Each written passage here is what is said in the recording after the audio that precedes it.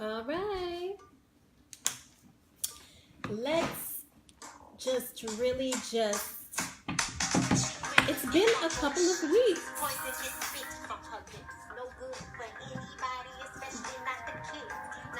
Sure has been. We have to play our own music. So that's true. But look how live it is that you got music to play. Shout out to Trisha Bliss, who sang the hook on this piece.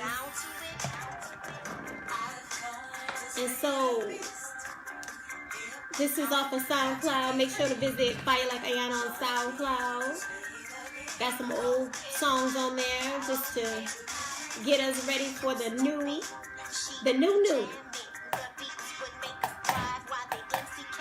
This is my ode to hip hop. It's a little deeper than hip hop is dead, you heard me. What's that about? It's about hip hop being kidnapped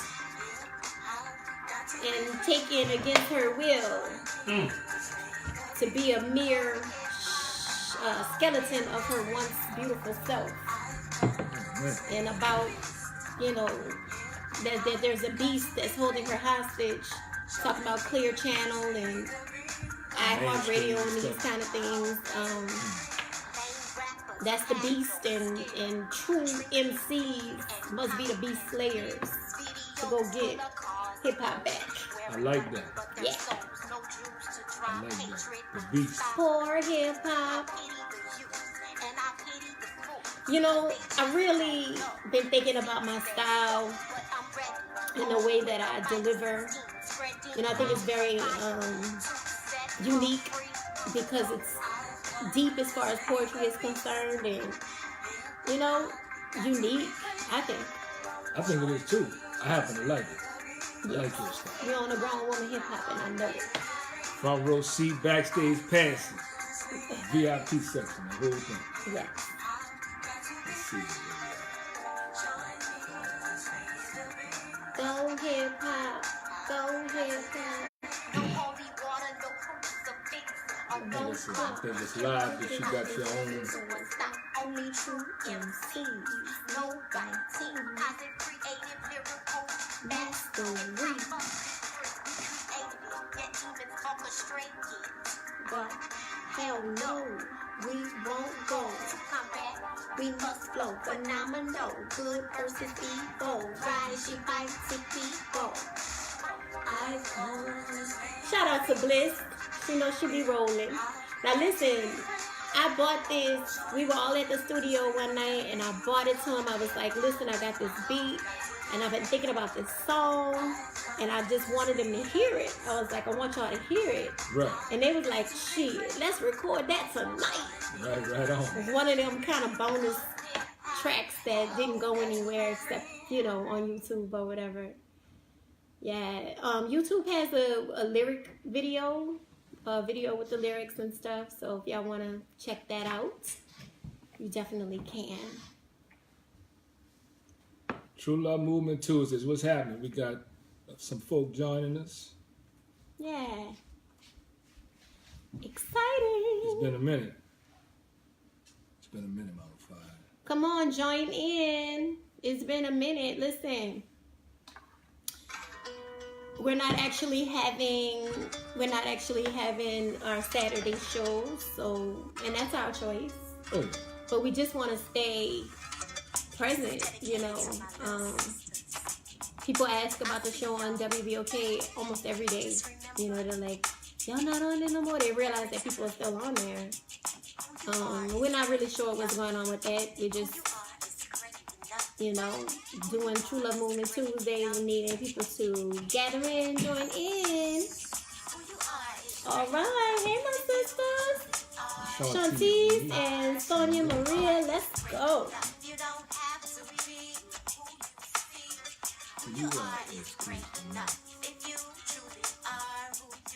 That's for my little sisters. Every album, every mixtape has had something specifically for the little sisters. Like Hot Thing was on the first album, and you know that's a lot of people's favorite piece off of the first album. Yeah, Hot Thing.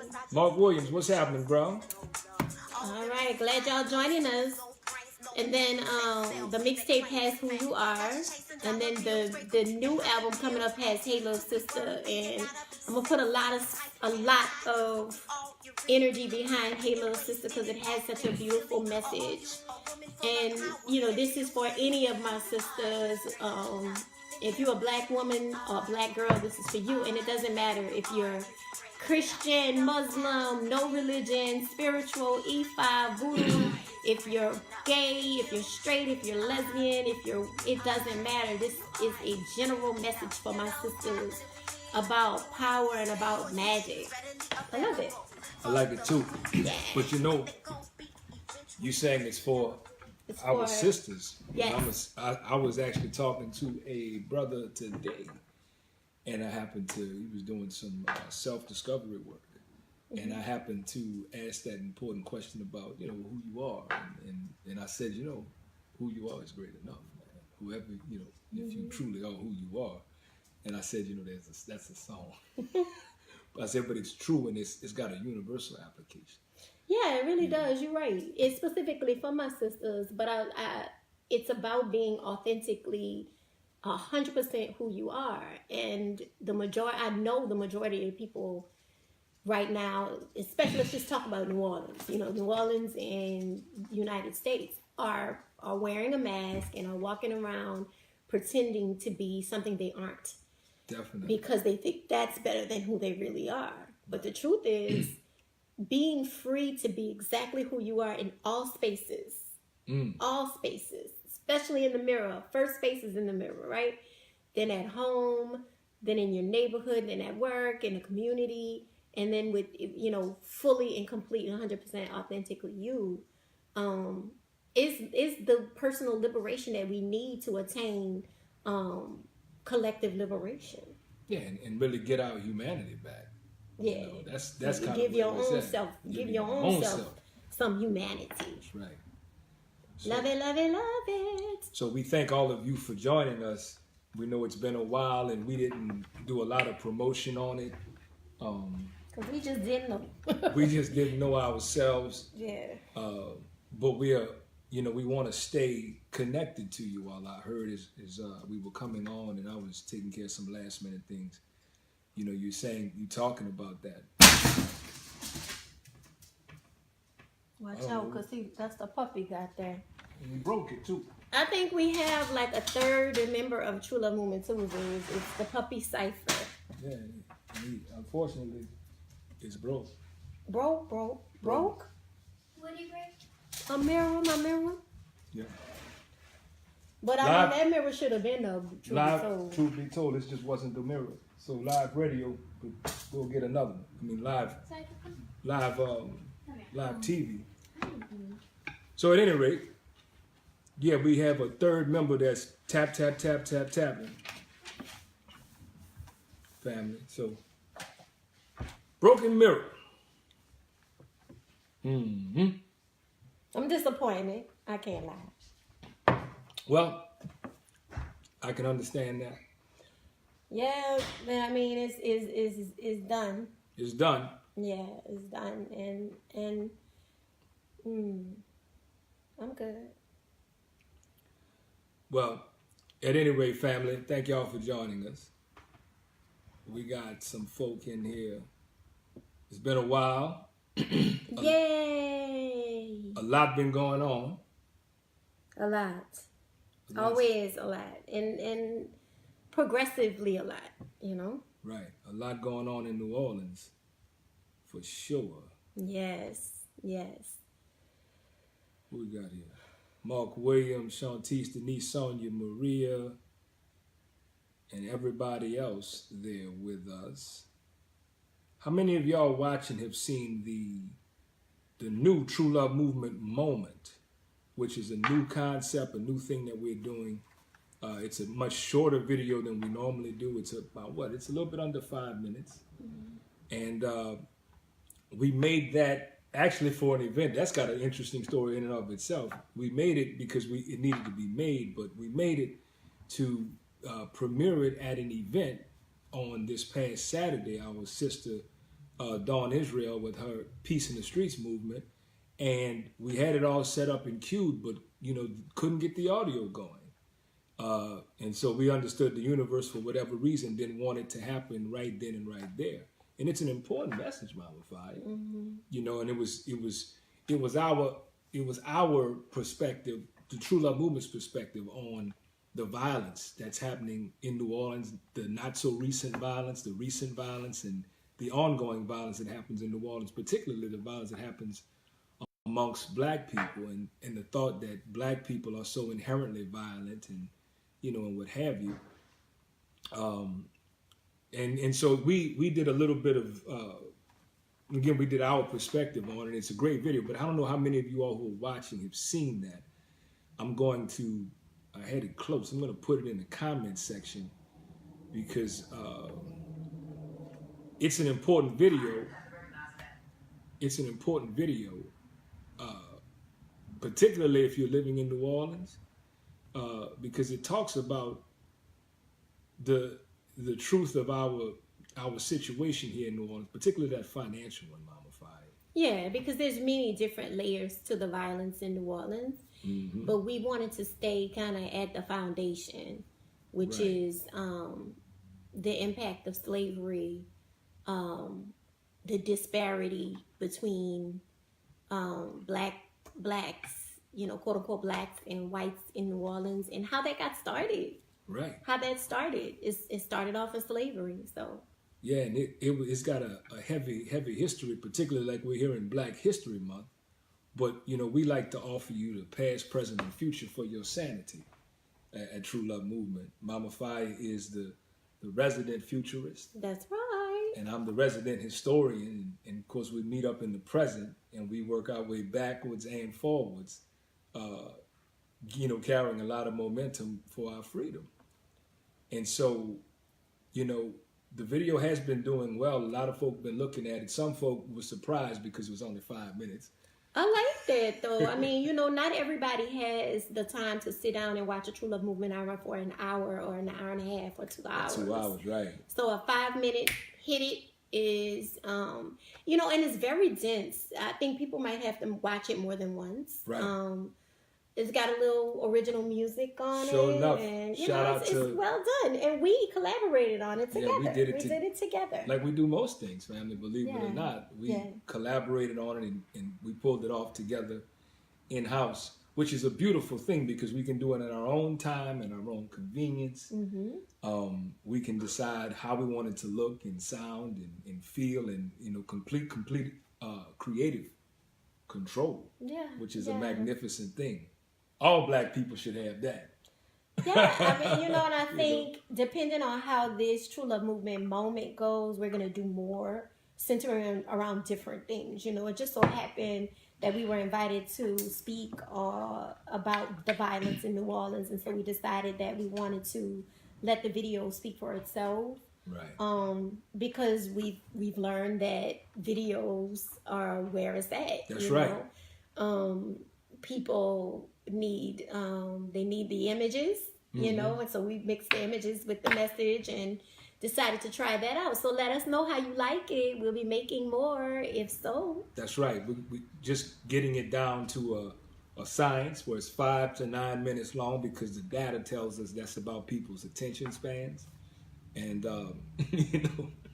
we want to make sure you don't miss the message. Yeah. And let us know if there's anything in particular you want us to knock out between 5 and 8 minutes, any subjects in particular, Yeah, we can definitely take those suggestions. Now, the people who responded to me personally, because that's the other thing too, not everybody comments on the page or on the YouTube channel, what have you, but some folks will just call me up, or text me or even see me in the street, Mama Fi, and what folk have been telling me is that they've had to rewind it several times to see it, not because it was so fast, but because they just couldn't believe that the disparity was just so great living in the city. Like we're living in this city, and it wasn't just the information or the informational part of it. It was the fact that they were able to see historically how these disparities came from.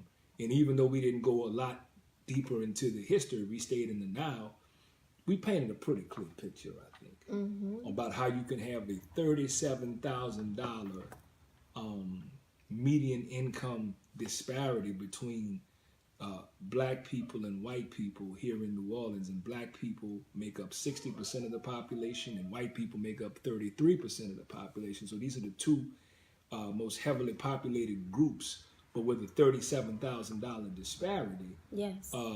You know, how could something like that happen? And history tells us very plainly, and we know without looking at history, though, we're in a world of trouble, because all we can think about is, man, our people we just sad, man. We don't want to do nothing. We don't want to do right. We don't really want no money.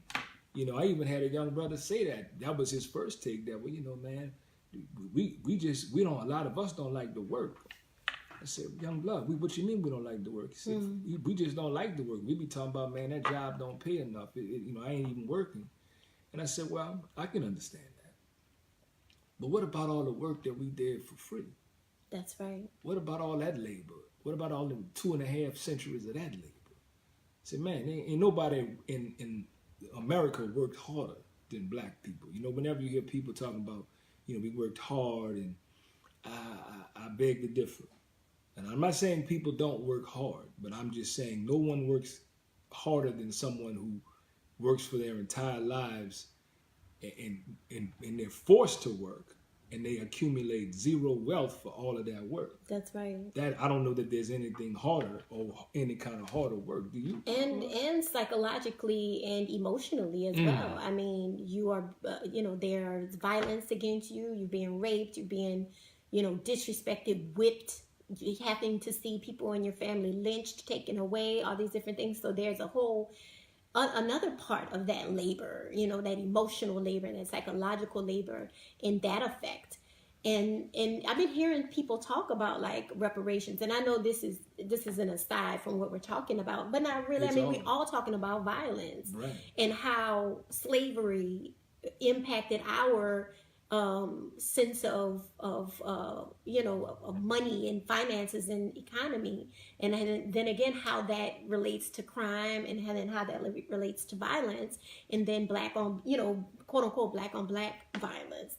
But reparations, they are still saying, there are white people still saying that black people need to get over slavery, but these disparities exist.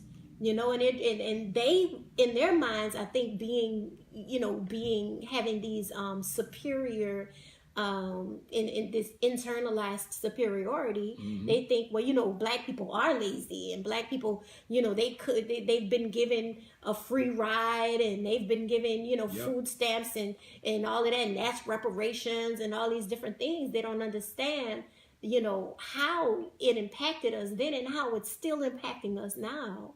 Not only financially and economically, but psychologically. That's where, to me, the biggest deficit is in the way, in our minds, how we view ourselves. And Mama Fire, what would you say about how that ties into schools and schooling and the things that are going on in the schools? I'm not talking about the charter public school war and that thing. I'm just talking about the condition of the children in the schools. But it's all related. It's all, Well, no, but I mean, there was something about, someone was talking a little bit about the trauma-informed care. I know that's a buzzword and a phrase. And, you've been talking about that for about at least a decade, that I can recall. And talking about how there should be, in truth, school that was specifically focused on that. All schools, especially in New Orleans and places like New Orleans, because of Katrina, But if we wanted to be 100% like good to people and rehumanizing people, all schools that had Black children in it would have some type of therapeutic everything. The whole curriculum would be therapeutic environment. The teachers would be trained in therapeutic approaches. The children would try to understand psychological, emotional, mood, issues relating to self-esteem, which relates to slavery. I mean, it relates to how we've been dehumanized. And it is in everyone. It is in everyone, this internalization of either superiority or inferiority. It's in everyone. And the only way to stop it is through the children. It's through each one of us, figuring out it on our own and how it has impacted us, and healing it in ourselves and then healing it in our children.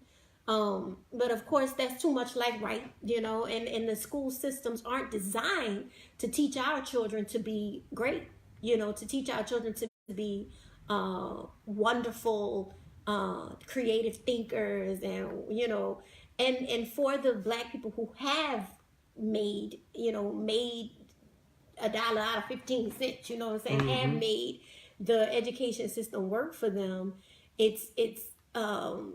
What about all the children that it's failing? Because it's failing much more, because you can look at it through the incarceration system. The mass incarceration, the prison industrial complex, you can see it in that.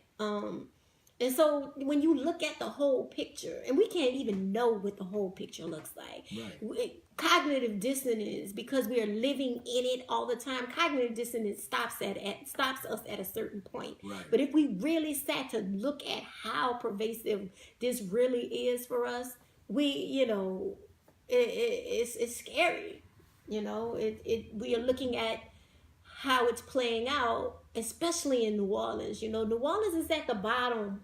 It's at the bottom part of the map, even though Florida and Texas and stuff, but it just culminates into New Orleans. Everything does. And New Orleans has a history. Brother Shaq, you want to break the history down of New Orleans? Well, yeah, I was enjoying you, because part of the problem is that Black women's voices are either silent or silenced. Really, definitely. In these kinds of discussions, muted and muted, disrespected, and that the Black woman's voice is the premier voice in our estimation, and that her voice really needs to be present in this, because no one has spent more time with Black children than Black women.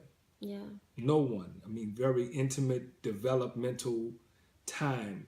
And this is regardless of the health. I'm not talking about the physical or emotional health of the Black woman.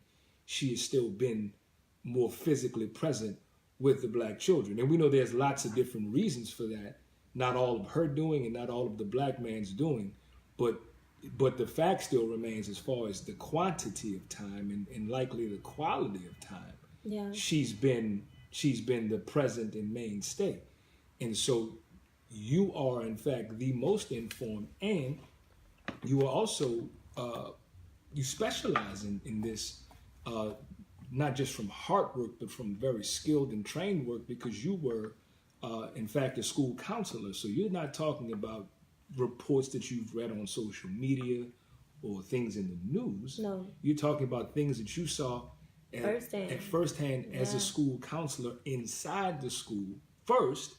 And then you looped me into that and gave me the, privy to the same view and doing the work there. And so I want you to speak more about just that history before we get into the New Orleans history, because there is some cognitive dissonance when we're talking about, or when the discussion about schools comes up, as though schools were at some point, very favorable to so-called African Americans, and that this was the thing to do, or the place to be, that would give us our freedom. I don't know when in history of America, and certainly not in the history of New Orleans, when has that occurred? It's never occurred. Right. When we were teaching our own babies, when we had to have our own schoolhouses because our babies weren't accepted into their schools, maybe then when things were segregated, but of course we had, old books, if we had any books at all, and those kind of things. And so this is, and listen, Brother Shaq and I are not bullshitters, and we're not like reformers either. No. The whole education system needs to be completely revolutionized. Throw it all away. Throw the whole thing away. Throw the whole thing away. That's why we advocate for homeschools, being able to be in control of teaching our children while it's still legal. Let's just say that, whether it's legal or not, but it is legal. It's very legal. White people do it all the time. People do it all the time, taking education into their own hands for their children. Right. And it has proved, I've homeschooled all 5 of my children at some point in their lives, and it has been a well-needed respite from what they experienced in public school, if they ever went to public school. And they did. My son Kamal, who just graduated from 35, and shout out to 35 because 35 got a bad rap lately, and that was on purpose because they wanted to turn it into a charter school. Right. They wanted to take the last, and which was also the first African American, quote unquote African American or black high school in New Orleans. And so they playing mind games, they playing tricks, and Ben. And, I was actually in it, and I worked for a charter school system for 3 years, and oh my goodness, it was a nightmare. It was a nightmare. And the reason why I left that is because I could not help the children in the belly of the beast, in the school itself. I had to get outside of the school in order to be able to do it freely and speak about these things freely, because these things do impact us. When we meet people, children, young people, adults, when we talk to the people that we work with, this is always an underlying current, throughout the therapeutic process. We cannot forget about how we have been impacted psychologically and emotionally, and also through education, through your schooling. You've learned, you see how they're lying to people. They're lying to the children now and saying that slaves were indentured servants. It's just obvious that they pushing this agenda that, slavery was not that big a deal. Right. But when we look at violence and we look at crime rates and we look at mass incarceration, it's not just because black people are bad. Not at all. But they will have you think and have you really internalizing that black people are bad, and not really connecting the dots to how we got here. And I know I was talking about the education system, and I talk about it all the time, but I had to be in it day in and day out to really hear these stories, from the children. From the children, from the parents, from the teachers. From the teachers. Like, teachers know, if you're not in the school system, you could never know, right? You just send your babies, they come home, they do their homework, you feed them, they take their bath, and they go on and do it again. We're not really seeing what is going on inside of the schools because of the level of trauma that has not been addressed. And that goes for Katrina, but it also goes for before Katrina. It goes for slavery. It goes for the economic trauma that we're all enduring here in New Orleans. The transient homelessness, the extreme poverty. It's impactful. Like, it does hurt, and and it's not being addressed. And it's not being addressed because there was too much that has to be done if they really address it. They ain't trying to address nothing. It's working like it's supposed to. That's what I'm saying. Right. Like there's no one outside of our people who would address it, because it's only an issue really for our people. When you mentioned poverty just now, one of the first of all, that video, what made it so simple is that it took me about 3 minutes to really compile all the information. I knew what I was looking for, but it was right on Google, and it came from only 3 sources: NOLA.com, the Times-Picayune, and data-driven.NOLA. Those three resources that are credible resources that, publish things. Say that again. NOLA.com, Times-Picayune, Yeah. and data-driven.NOLA. These are 3 local and reputable media and data sources that, they produce material every day and very, very frequently, and they're trusted. And so I have no reason to doubt the authenticity or the integrity of the information that they contained, because that information is being disseminated to everyone, not just to black people or just to white people or just to poor people or rich people, but everyone. And it's easily accessible on the internet. And so the information in the video was literally copied and pasted from those things. That's why I cited them in there, to be sure that this was not my statistical data that I actually collected, but rather compiled. And I did that because I wanted us to all be able to look at how the information is there, and it's not hidden, and it's not secret, and that there are people who are paying very, very close attention to it because they're collecting the data. So then if someone is collecting the data, they're collecting it for a reason, because they're studying something. They're studying the effects of certain kinds of things, and there's always going to be funding and money tied to those things. And, New Orleans is a unique place. And so in the Times-Picayune on January 9th, 2019, it indicated that 53% of the city of New Orleans was in poverty. Now, 53%. More than half. That's more than half of the people in the city of New Orleans. And, New Orleans is a black city, according to the Census Bureau, 60% black to be exact, or 60.2%, which I don't know who the 0.2% is, but, that's in there too. That's our babies. That's who. So, a majority black city is 53% of the cities in poverty. Now you say, wow, that's a big number, 53%. But to have context on what 53% looks like, you can look to the United States, and United States poverty is 15%. So the poverty rate across the U.S. is 15%. Then if you look closer to home locally in the state of Louisiana, poverty is also 15%. So there you are with the nation and the state on pace. The 15% of the people in both the nation and the state are in poverty.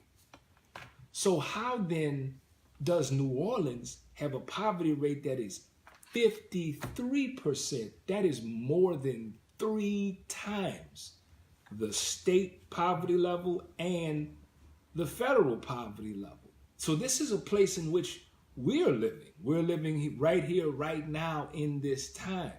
How could something like that occur in what many people describe as the richest nation on earth? How could a city, a vibrant city, a city that right now is celebrating in the throes of, pun intended, in the throes of celebrating Mardi Gras and Carnival and Fat Tuesday, that's going to bring millions of dollars just in a very short amount of time of revenue to the city through the hospitality industry, which, by the way, the median income for the hospitality industry, which is the number one, hospitality and tourism, Chad, you better teach, is the number one industry that employs people in the city of New Orleans, the number one industry. And the median income or average annual earnings rather for folks in that industry is a little more than $25,000, which is just incidentally the median income for black families in the city of New Orleans. So isn't that interesting? That 25 grand. Now, there was a young brother just today, we were working together, and the young brother, Mama Fi, he was laying out his expenses and his budget, and I was helping him kind of look at where he was spending the money, where the money was going, how much money he needed to make. And what the brother discovered is, as a single man without children, between gas and food, he was spending $24,000 a year. Wow. Between gas and food and some some other miscellaneous type things, but that's what it was costing. Now he has a job where he drives a lot, and so he gets a lot of gas every day, much more than the average person. But if you look at his situation, that ain't all the money. That didn't account for his rent, his upkeep of his vehicle, insurances. Insurance. That didn't count talk for. about the racket of insurance in New Orleans and Louisiana. Ridiculous. Right. So here we are, looking at what's really happening with our people. This isn't a sad story filled with statistics about woe is me and this is so bad. What we're saying is, let's examine these statistics and the stories that accompany them, that actually build the statistics, to say, how could that shape your mental health?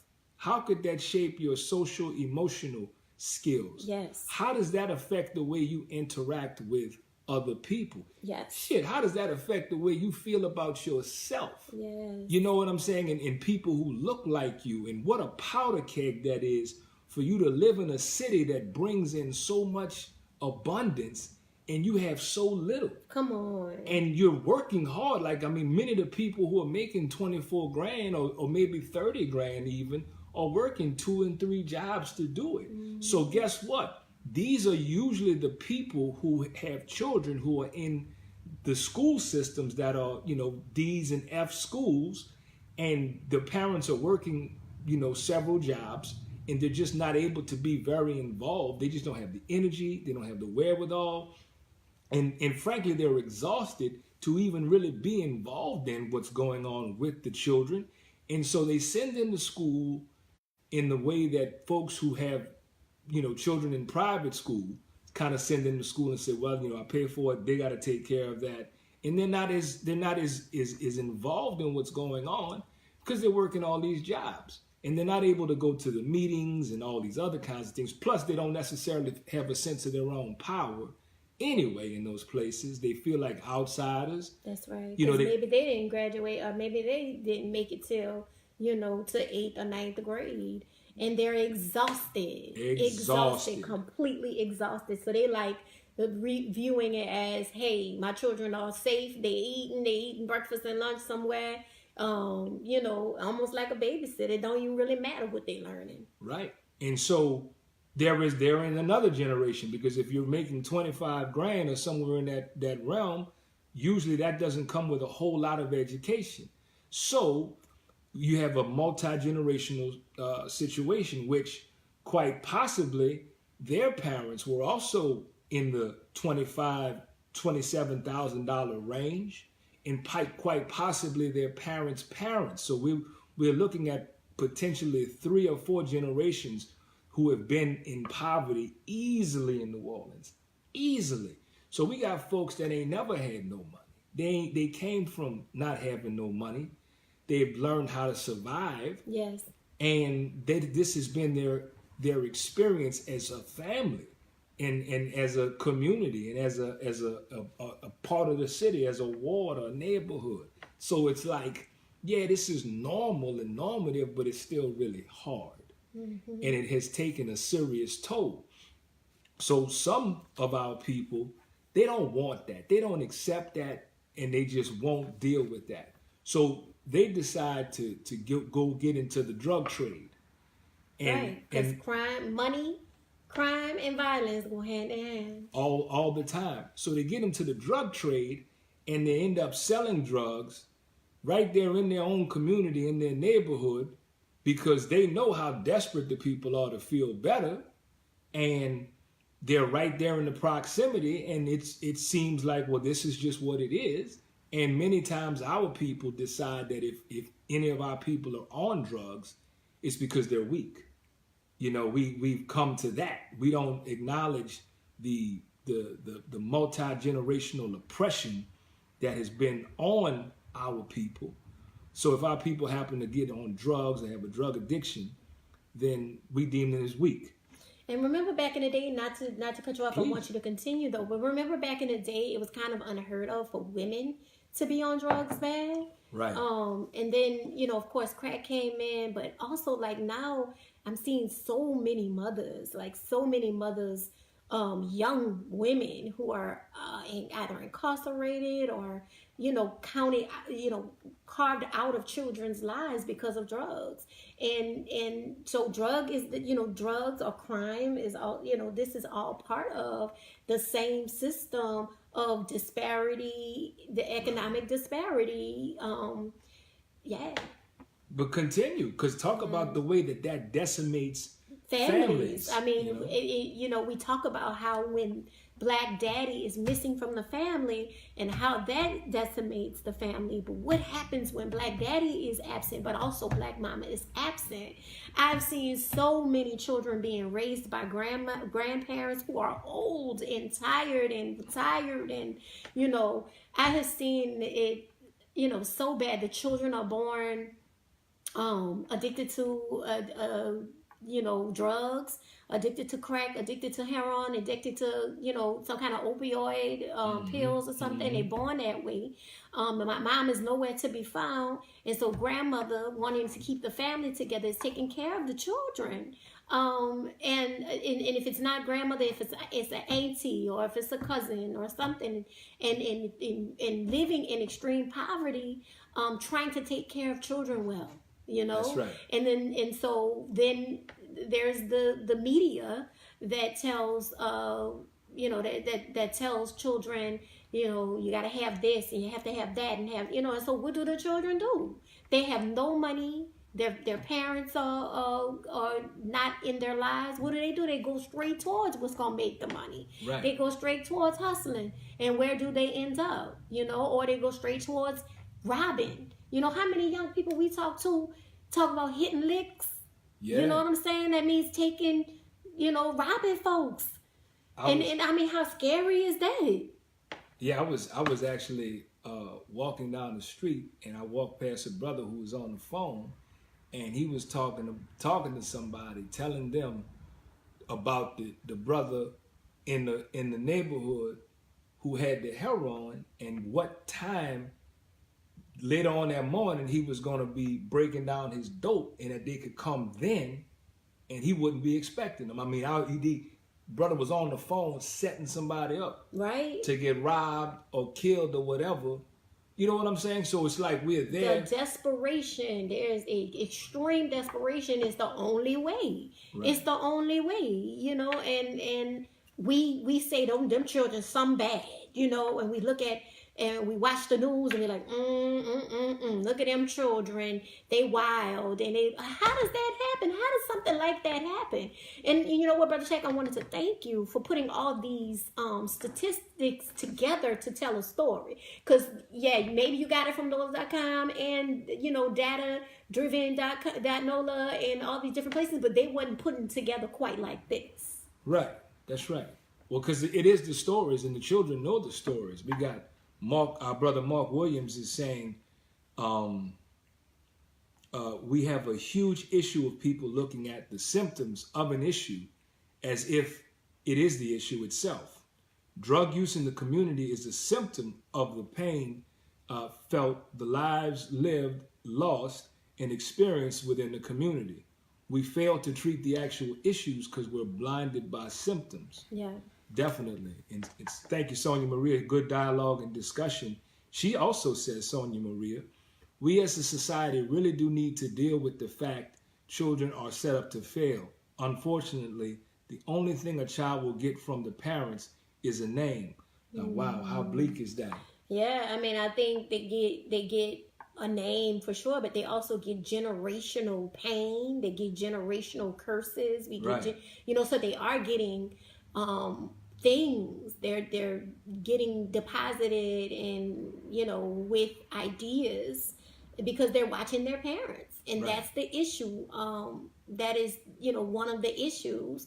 And thank you for bringing that up, but also thank you to Mark for saying, all of these symptoms, which is true. So what is the real problem? Right. What's the real problem? And we say, based on our analysis, ultimately the real problem is racism. Yes. That is the cause of racism, white supremacy. That's right. It is in fact racism. And now, granted, it has taken many years for me to be able to be skilled enough to make a claim like that and be able to back it up and demonstrate it and connect it. And I'm not necessarily saying that that'll happen here tonight, because that takes a significant amount of time to do just in of itself. But I can actually do it and show you. Yeah. And history is a great conduit for that, because it'll kind of lay it out for us. But inside of not talking about racism, what we do is exactly what Mark was saying, because we're not qualified or comfortable to really talk about racism in a way that we have a common language that can be understood by our people. And so what we draw on, and True Love Movement, this is something we understand intimately, that without the historical context and knowledge of how things came to be the way they are, the only thing that our people can do is draw the conclusion that something must be wrong with me. Yes. That I must be bad. I'm bad. I'm inherently a bad person. Can you pass me that one? Yeah. I'm bad. Family's bad. Everything is bad. All black people are bad. All black people are right? bad. And so, did you want a glass too? And so I want to say that, and we can get back to it, because Sonia Maria, she is saying, a heart aches for single parents, especially mothers who get forced to shoulder the load times 100 due to the missing other parent. Yeah. And she's right. But part of the challenge is, even as we are examining the causes, we are still stopping short of really identifying racism. Yes. And that ends up being dangerous for our people, because we still end up finding a way to lay the blame at our own feet. And as if to say, if we would just do this, and this, that we wouldn't be in this condition. And it completely lets off the hook those people who deliberately forced us into this position. Because we were forced, we were violently forced. Yes. We were kidnapped and violently forced into slavery here in America. That is a historical fact. And it was extraordinarily violent, because that is the only way that you can effectively strip someone's humanity, is to do it in a very, very violent manner. And so I don't want that to be lost on us as we are trying to understand how we come to be this way, because they're so dangerous and so detrimental for us to think that what we really need to do collectively as a people is fix the poor among us. Right. And fix those people who don't quite fit in, and fix those children who don't listen and behave, are disrespectful. Like, we want to fix without having a common analysis on what the cause is. Oh, well, yeah. That is our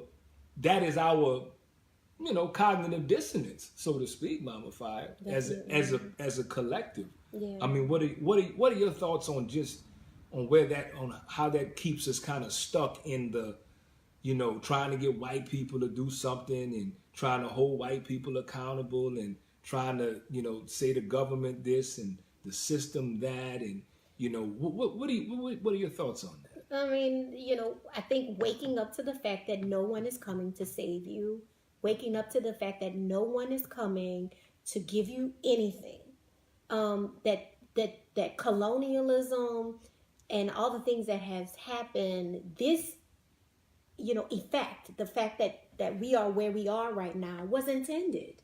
That's right. We were always intended to be the lowest on a totem pole. There was never any type of plan for black people And we have learned to be the children, the children of the dominant culture. We have learned to say, so what you say, massa? And oh yeah, we whatever you say, massa, instead of us being like, well, what do we do for ourselves? It's like that cognitive dissonance says we can't do anything for ourselves, that we are unable to do anything for ourselves because we have been brought up being, co-opted, but also the children, like paternalism. Paternalism.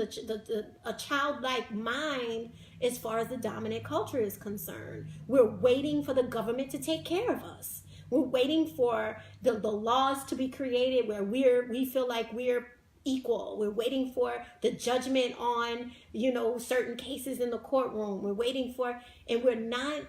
We don't have that passenger driver's seat. We're not in the driver's seat for our own needs and our own agenda for ourselves. And that's how that's how it's been intended. That's how it's been intended. But I'm just saying, Brother Shaq, how many people do you talk to on a regular basis and they have given up their rights and freedom just so easily, because that's what everybody does. That's what Black people do. We're just waiting. We're waiting for someone to treat us right. We're waiting for someone to rehumanize us for ourselves. We're waiting to be seen as a force on this planet. We're waiting for somebody to come and say, we are so sorry that we've done this to you, and now we're going to put you in your proper place. No one is coming to do that for us. Yes. No one is coming to do that for us.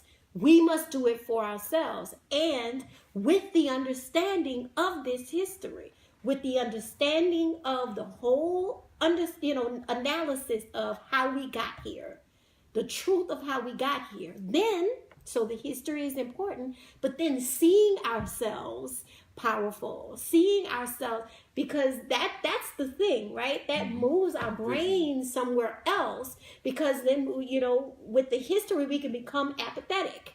We can be like, oh shit, this is we can't turn this around. We can't ever turn this around. This is just how it's gonna be, man. Screw that. It can't always be like this. That's right. But I'm saying that from a powerful place. So I'm saying it from the place that did the analysis, that sat and understood it, but also understood myself, not just individualism though, Brother Shaq, just myself as a powerful person, and realizing that I'm a Black person, quote unquote Black person. That's I'm right. a melanated, indigenous, and descended from the original people, just like my brothers and sisters on the street. So if I got it, then they got it. That's right. We got it. And so that's what True Love Movement does. It sparks that understanding of power in our people. And only we can do that for ourselves, because no one else is coming to do it for us. No one else is coming.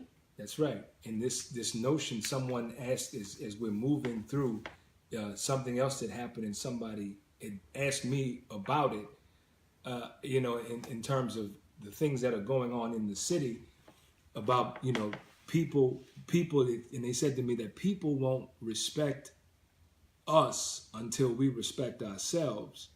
And I thought that was an interesting perspective that they offered. And I thought, then I asked them, what does it mean to you for someone outside of your community? Because he was talking about essentially white people. Right. So you think that if you or we or some Black people do certain kinds of things or don't do certain kinds of things, that we're going to be respected by white people, and when that happens and we're respected by white people or respected by the dominant culture, then that's going to change our experience here in America. I said, is that what you think? So you're saying that what you're doing is you're trying to be a respectable Negro so that white people will co-sign, and then things will be better? White people, they just in general, they are not going to respect you ever.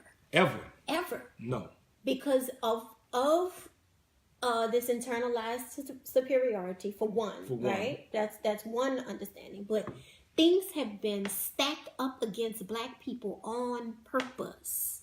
On purpose, Brother Shaq. So all of this was intended. Where did crack come from, my people? Yes. What brother was cooking that come up? from, right? The cocoa leaves. We have no cocoa leaves in New Orleans, my people. That's right. You know what I'm saying? Where does it come from? It was intentionally dropped in our communities, and there is proof of that. This is not nothing we making up, and even if we did, it makes sense. But I mean, we don't have to make it up. It has been proven. There. Guns. You know what I'm saying? These children. We're not even thinking about that when we see children killing people or children killing themselves. Where they get the guns from? How many black-owned gun manufacturers are in the hood? This is on purpose, and the cognitive dissonance says no, they wouldn't be that diabolical. They wouldn't do that to us. Shit. This has been going on for 400 years. This whole plan has been going on for 400 years. When do we say enough is enough? When us as a people choose that enough is enough. When? That's right. So we just saying that the goal is not to be respected by white people, because who the hell are white people? Come on, Brother Shay, tell the truth. Like, in all honesty, you want someone who descends from your ancestors' slave masters who were in on the plot to kidnap, rape, dehumanize, subjugate you and all of our people for 249 years legally, and then another 154 years continuously. This is the person, or these are the people you want their respect. Like I don't think that these are respectful or respectable people. That's number one. So see, even that whole thinking is misguided. But there again, we've been socialized into this internalized racial inferiority. Shout out to Mama Barbara Major too, because we use that all the time. Yeah. His sister's a genius, and she was very complimentary to True Love Movement earlier today. We give thanks for her and her mind and her brilliance as a black woman to give us this language so that we can take these things that we know we're feeling and we're experiencing and express them in this very limited, narrow, and unsophisticated language of our colonizer. So we're doing a lot here, just being able to try to take the things and articulate it and verbalize it so that we can still process it, but we're still not really positioned to digest this in a way where we can get from it what we need for liberation, because it's limited. It's very, very limited. So we've got that level of violence that got us in this condition, the same level of violence, because there's something called administrative violence, Mama Fire. So you see, administrative violence is what ends up happening on your job, and the conditions around how you are able to keep your job or not keep your job, and who's holding your job hostage for you, and how you are controlled, even down to the way modern day business management is rooted in the plantation style of labor. I mean, these are documented too. I'm gonna try to find that link, and then I'm gonna drop that in the comments as well. These are things that we've known about, and for a long time we've talked about it. But whenever there's some publication or some other thing that's there, I like to offer it, because I know that black people don't particularly trust black people. Right. That's on purpose. And that's on purpose. Yes. Like black people have been made to distrust black people and trust the oppressor of black people. Isn't that interesting? Mm-hmm. Stockholm Syndrome is something very, very serious. We've talked about that years ago. But I'd like to put those there so that you can know that we don't have an agenda that we're trying to run no game on you, or run a game, or turn you against, white people or your good white friend or any of that stuff. It's not at all what we're doing. But we're saying, look at what's there, what's available to you, because we think you can make a decision about what to do next. The part of the challenge is we're not necessarily looking at these things, and the way the suppression is set up, Mama Fire, you ain't supposed to have time, because you got to work 3 jobs to make 25 grand. When you gonna look at how you're being oppressed and the cycles of oppression and the psychology behind oppression? Like, when you gonna look at that? You trying to make quote unquote ends meet, make it through the day, and so forth. I mean, oppression is designed to wear your ass out. Yes, that's right.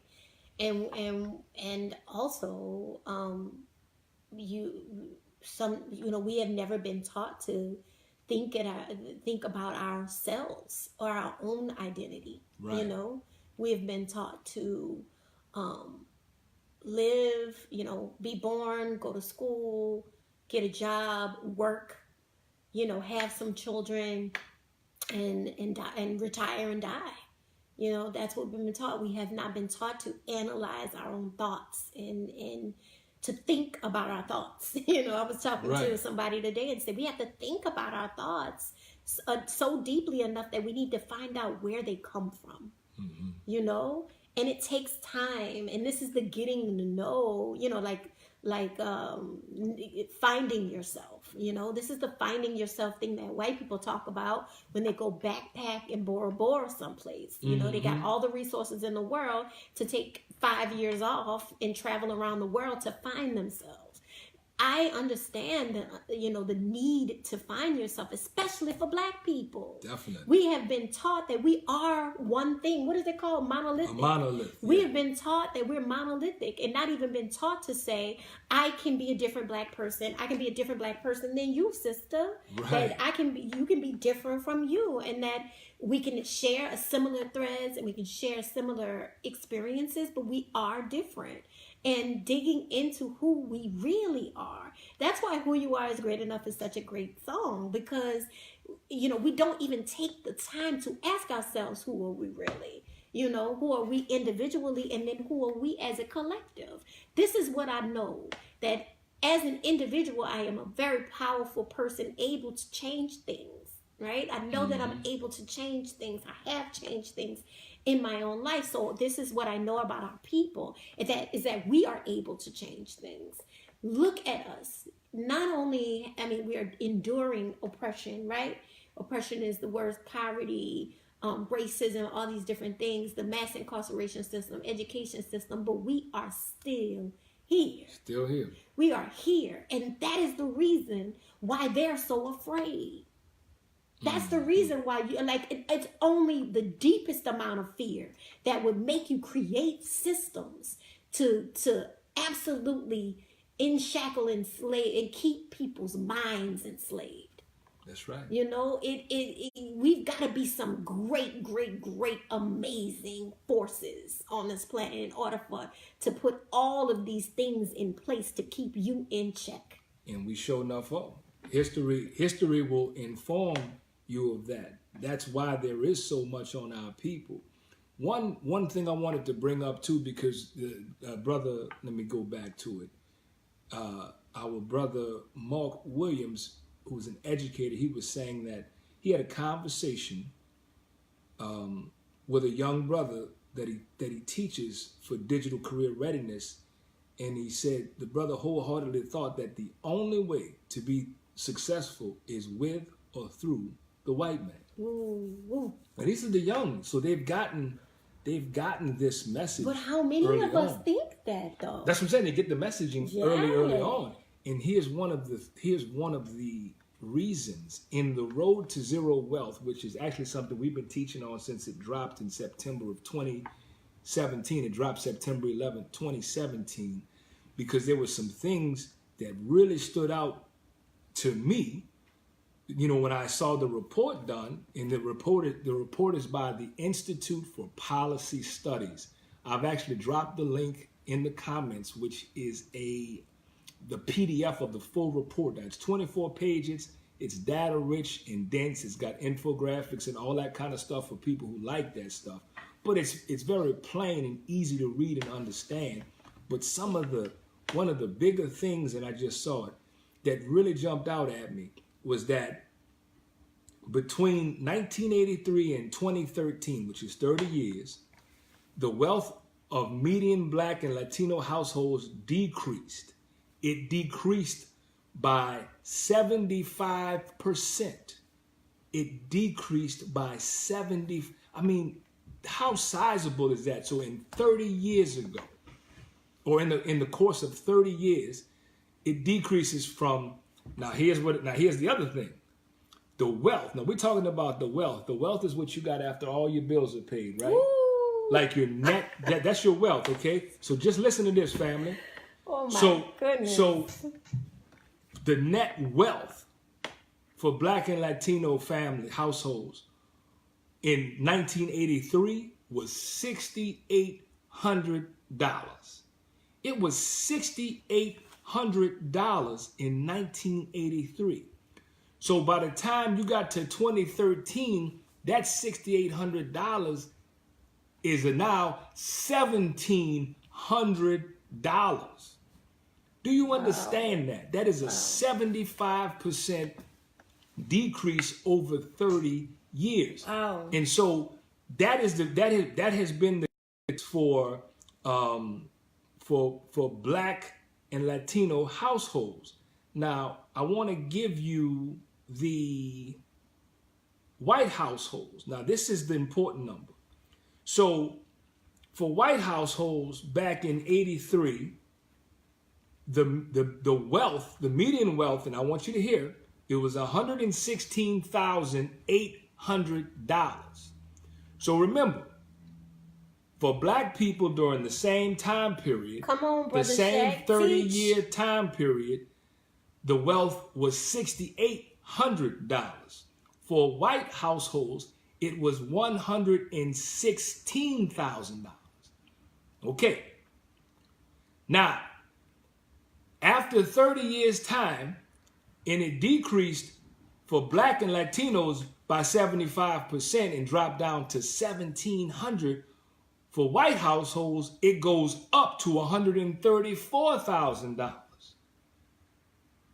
You heard me right. It increased to $134,000.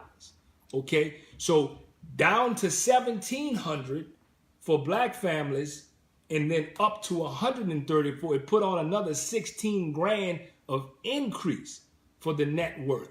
So now this is a national statistical data mining thing. Come on, Brother Shaq. This is not locally in New Orleans. This is not what you made up. This is not what I made up either. Yeah. This is not locally in New Orleans, although we can see how this plays out in New Orleans. And so we're not going to take your time up and bore you with reading all this to you when you can read it to yourself, for yourself, with your family. But I have dropped the link in the comments because there again, people put out this report so that you can know. What's really significant about this is they are telling you, they said the road to zero wealth by the year 2043. Now, let me see. This is 2019. Mama Five, what is that? 2019, you say 2043. You know, in the public school, they teach you how to do this. And we're fighting hard to be able to do that. 34 years? So in 34 years. No, 24 years. In 24 years. Okay, Mama Five. So in 24 years, which is amounts to we could still be here. A quarter of a century, it is very likely many of us who are watching this will still be alive. What does this mean for you, family? And this is a very real question. Like, what I just read to you is what I read to you. I didn't make it up. I didn't gather the data. I didn't offer you an opinion on it. I didn't say, man, look how they playing us. I didn't do any of that. I'm just reporting to you what's there, giving you the link where I got it from so you can read it for yourself. But what I'm asking you is, are you having this level of discussion and conversation with your family? Come on. Are you having this with your children? Teachers, are you having it with your students? Teachers, are you having it with yourself? Yeah. Teachers, are you talking to yourselves about it? See, that's the other thing too, because this impacts all of us. This doesn't impact those people over there. That's part of the misunderstanding that, oh, we're talking about somebody else. Oh, this is for them people.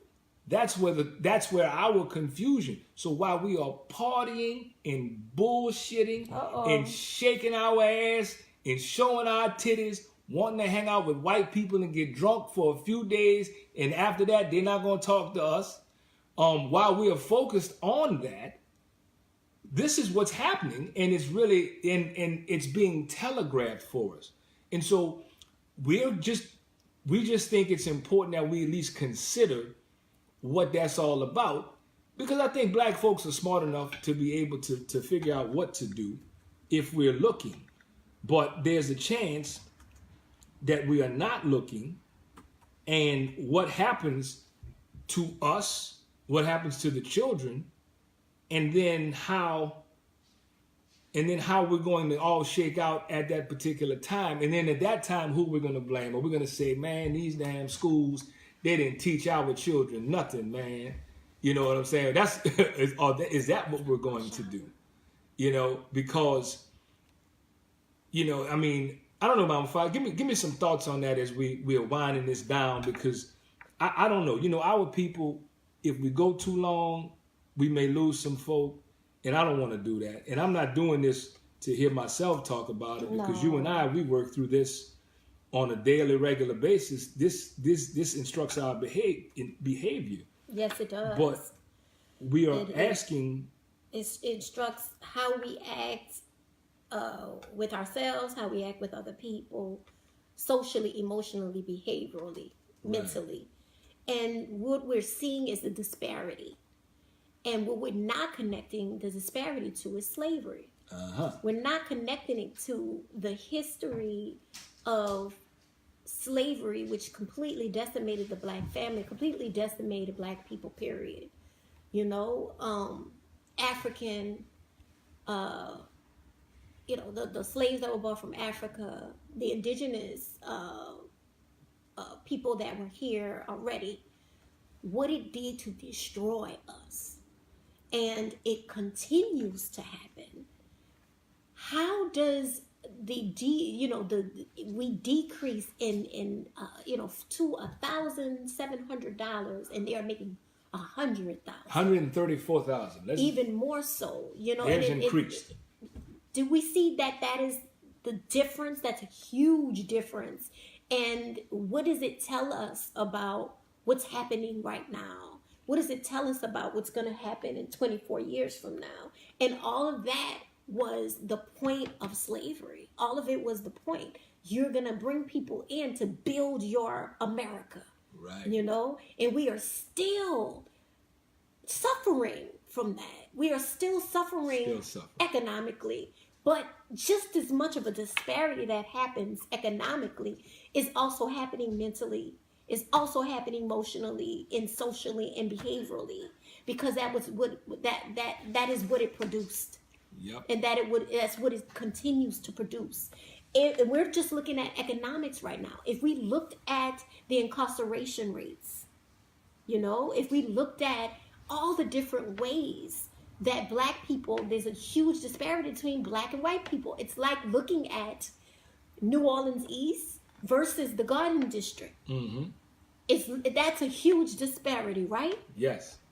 And so, you know, where does it come from? And it doesn't come from the fact that we're bad and we deserve it, and we're stupid and we're dumb and we're illiterate and all these different things. And that's the part that I would like our people to lift off of themselves tonight. Lift that off of yourselves and really point the finger where it goes. That's right. Point the finger where it goes. And it's okay to be angry about this, family. I mean, that is a human response for this. It's okay to feel overwhelmed about this. That also would be a human response to this kind of a thing. Like, that's not a problem. You're not weak if you're like, damn, you know, this is so much, this is so big. Here's the thing, though. If this information, and as this information is readily available to you, to us, it's here. Understand that when people, this is being put out by, you know, what are deemed to be credible sources, whether it was accurate or true or not, it in effect becomes true, because it becomes made true. So they have already choreographed or scripted what's going to happen. And not only have they done it, They didn't do it in a dark room somewhere where nobody was looking.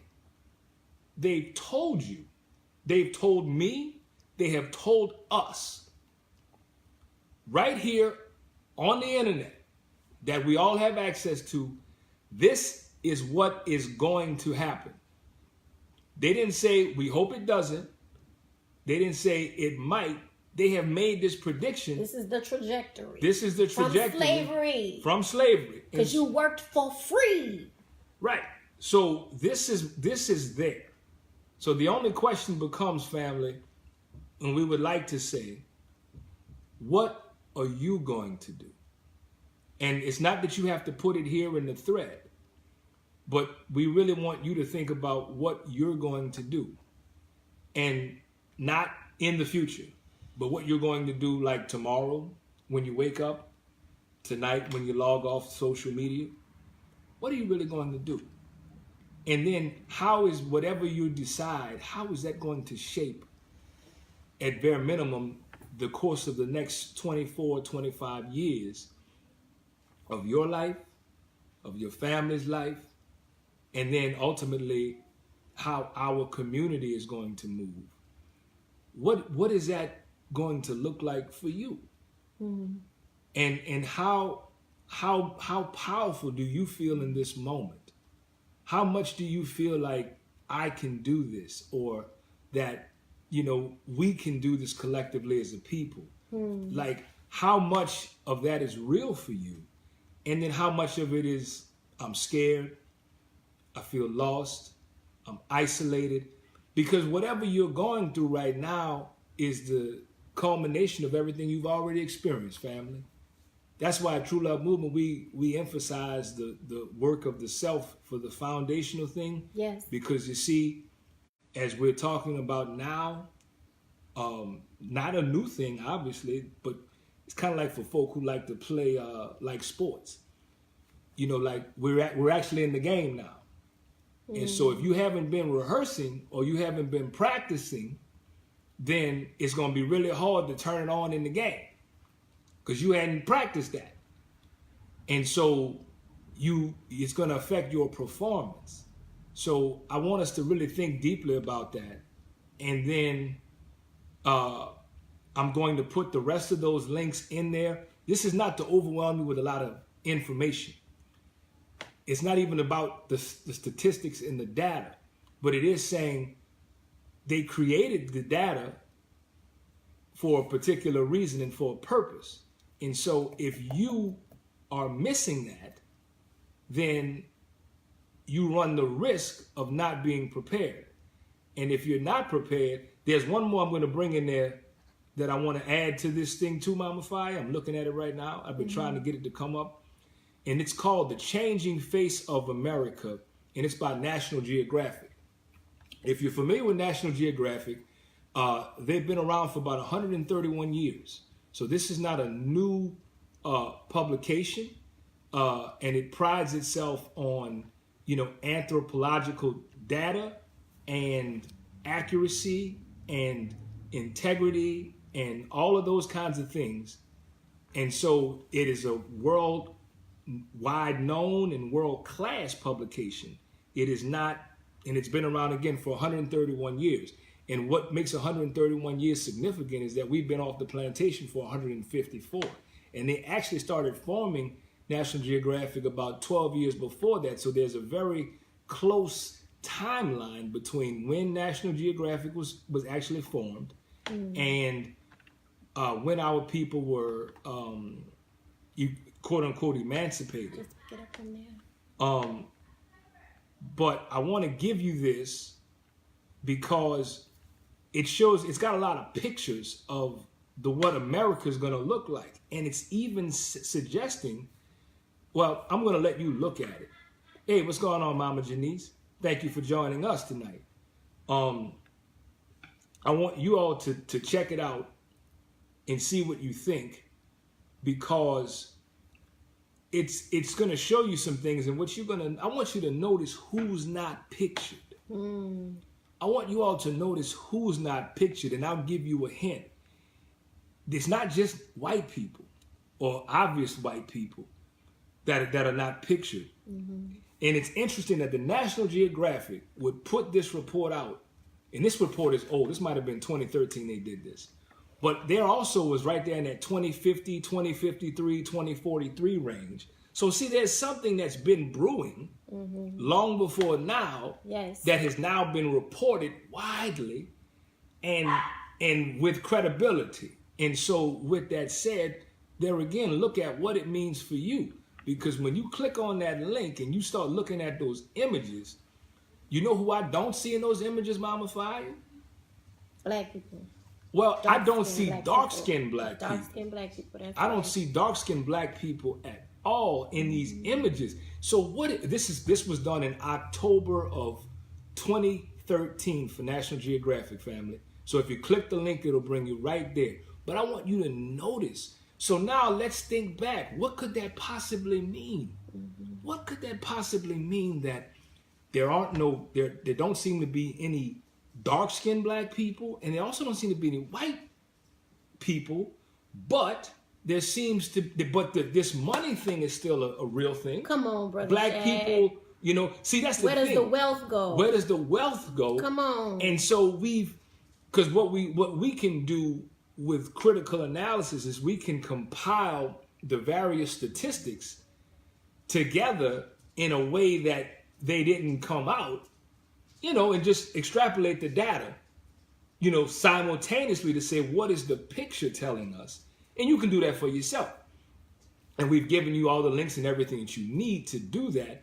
We don't want you to be afraid, family. But if we're not having this level of conversation with ourselves, with each other, with our family, and really strategizing and thinking about really what this means for us today, right here, right now, some of us... What it means for your future. What it means for the future, because some of us will be older and we won't be maybe as agile, who knows what our health will be depending on how we're living now. And I mean, there's all kinds of things to consider, but we're not talking about a long time.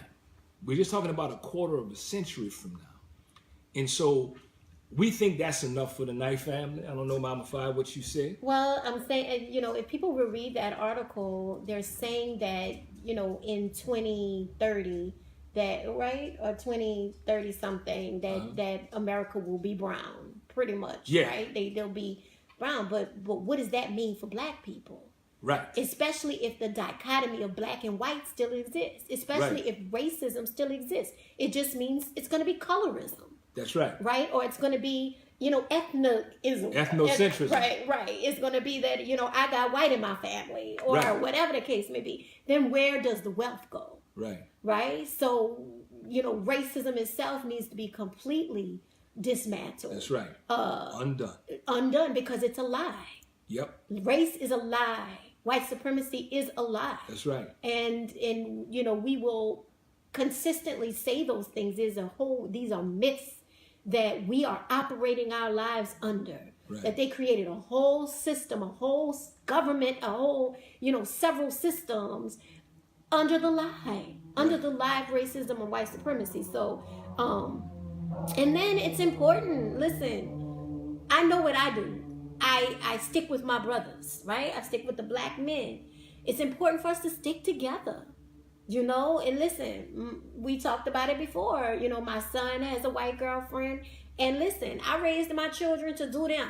I raised my children the best way I could. I sent them out like the arrows they are to do them. But as far as I know, and as far as my life, it's important for me to have, children with my brothers. You know what I'm saying? It's important for me to keep it just us, right? When we talk about justice, Brother Shay, we're talking about just us. Just us. And that is as far as procreating too. That is as far as keeping wealth among us, until we don't even have to use their dollar. Right, because we're not really interested in that. No, really creating life as it should be for black people. That's right. We have the power to do that. We definitely have the power to do that. And you mentioned... We got the power! You mentioned like the interracial dating and marrying and how someone was saying that very recently in terms of marketing campaigns now that, the interracial couples are all over the marketing campaigns, because this is part of the agenda. This is part of how it's sold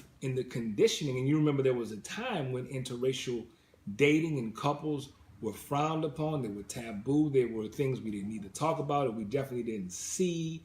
And now it's being thrusted because there's an agenda there. Mm-hmm. And so because they're not having babies like they're supposed to. In 2013 also, the so-called white people in America suffered negative population growth, which you just talked about, Mama Fine. Yes, you said it. I said it kind of plain, but they're having difficulty having babies, and so they're connecting with black people to make children. Correct. And the thing about it is, what makes these children black? Right. What makes them black? Especially when we have colorism, especially Correct. when racism and stuff still exists. Of course, we take our babies, if they one drop black, because we can use that completely against them. If they one drop black, then they're black. Correct. But we know there's more that's coming along with it. That's when right. We were having a conversation with a white man last week, and he said everybody's gonna look Brazilian, is what he said. And I'm thinking, Brazilian? They black. Correct. They black in Brazil. So let's get it, let's keep it 100 over here. And just as a side note that is important to add texture to the conversation, this is a white man who has a black girlfriend. Sure does. And so you see that this is what we're saying in terms of what's happening in the psyche. And it's what it is, family, in our estimation, is, and this is an analysis, this is not an opinion, I want to qualify that before I say it. This is a matter of survival for those who have come to be called white in America. Yes, this is a matter of survival, and their survival looks like intermarrying and reproducing with the real dominant culture, which is the melanated people. And so this is the reason. Come on, Brother Shaq. This is the reason why these things are happening, and everybody's getting a lot of the same kind of information. So it's not that, there's things that, of course, there's always things that we don't know that other folk know. But just with what's there and available, it can help shape your decision making, we think. We think it can shape it in a very positive way because there's enough information that we've presented to you this evening just to go ahead and sit with and digest it. Because yes, it's Black History Month, but if you know anything about us and you check our track record, we're black, all year round, right? 365, baby. And because this is our contribution. And I would never want to be anything else. I feel like being a black woman was God's kiss. That's to right. me and my family. And so, being proud to be black, it starts off really, really small when we're teaching children about who created the vaccine for this or who created this and who created. It was black people. Being proud to be black has everything to do with how you walk, how you talk, where you spend your money. What is it that you do? How do you support yourself and others? That, it needs to be extrapolated from understanding how great and awesome we have been and to letting it lead you and guide you through life. That's right. So. And really out of this oppression that we're in, don't let religion as it was, imposed upon you, have you looking for and waiting on and hoping for some savior. Because what in fact you are on, or we are on collectively, family, is that classic drama triangle. Well, that's a whole nother show. That's a whole nother show. Brother Jack, we need to let's write that down. So yeah, we'll drop the drama triangle like an image or a link or something in there and let you think about that until next time. Just so that you'll have something. And if this show or any of our previous shows, if you felt it, if it had any impact on you, please share it with people who you respect. Share it widely and, talk about it. Be proud to be black, my people. Be proud, talk about it. Talk about it with us. The thread won't go away. We're going to leave the thread there. We're going to upload the show to the YouTube channel as we always do. And we want to get some love on that YouTube channel if we can, family. We don't know why folks are not, on that as much. But I mean, they're also not on the True Love Movement page as much, right, Mama Fi? I don't even know how many. We don't have a whole lot of likes on that page either. Well, it ain't about the likes, but we're trying to spread this information as fast and as widely as we can. Because we're the only people we know doing this work, doing this political education where every time you watch a video, you're going to learn something that you didn't know. Right. This is not about hate whatsoever. I think the cognitive dissonance says, oh, True Love Movement and them, they don't like white people. So right. I can't really watch them. This ain't about that. We ain't telling you not to like or what to like. No. We wouldn't tell you that. We're giving you facts. Yeah, of course, I come with the emotion part of it, though. But I'm Black Mama. You should listen to me. That's right. So, yeah, I'm just saying, this is not about, being against or anti anything. What this is about is what? Self-love. It's being pro-self and pro your own people. And this is the wave, y'all. And listen, if you feel scared to share, if you feel scared to tell people to like the True Love Movement page, you just ain't ready. You ain't ready, and that's fine, because we'll still have you. Please, listen. And this is not about popularity. This is not about a popularity thing. This is about spreading the message far and wide. That's right. And this is an important message, family. Wouldn't you agree? We on a mission. Shout out to Brother Mark Williams for joining us. Yeah, we got Mama Janice. Thank you, sister, for being there. Sonia Maria, as usual. Shantice. That's right. My sister Shantice. Thank y'all for joining us. And we're never going to go that long again. But listen, we had some things to do, of course. And we are real people that we have to take care of our real lives. And I want to say, welcome back, Shantice Denise, because I think for the last few we hadn't seen her. We sure didn't. No, we were at a different time, and I think that actually matters. So let us know if y'all like the 7 o'clock or the 9 o'clock show. Right.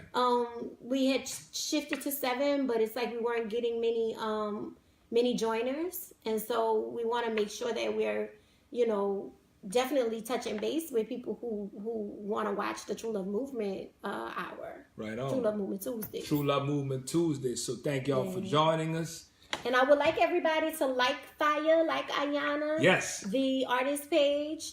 This is a long time coming. I've never had an artist page before. I've never separated myself as far as my artistic music from True Love Movement before. So I just need some support for that page. And going to be coming up with the album cover as well as the album cover artist. Shout out to Mark Williams. And we will be showing all of those things and making it real, like a story to follow. That's it. Yeah. Fire like Ayana, Fiyah. Like Ayanna. I actually put it in the comment section. Awesome. Right there. So that's real time. I've been having fun with that page. Right on. Yeah. All right. So I'm Brother Shaq. And Mama Fiyah. For True Love Movement Tuesdays, family. Wholeness. That's what's up. That's what's up, Brother Shaq. That's what's up. Yeah. Thank you. I miss doing this. I miss just spending this time with you like this and everything. So. Oh, Queen. Yay! Right on. Seriously. All right, I'm gonna turn it off. Love y'all.